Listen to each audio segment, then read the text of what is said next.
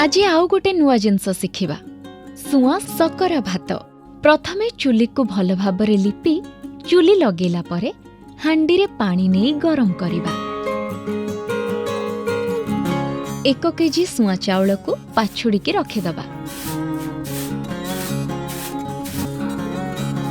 एबे सकरा 200 ग्राम नहीं चूना करिबा। तापरे सुआ पकाई सामान्य कुटिबा।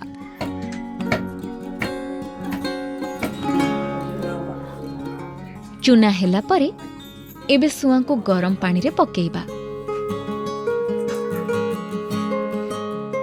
एवं कम आंचरे रांधिबा। भल भाबरे रांधि हेला परे सुआ सकरा भात को पत्र रे काढ़ी गरम गरम परसिबा, जहा स्वादिष्ट और स्वास्थ्यकर मध्य।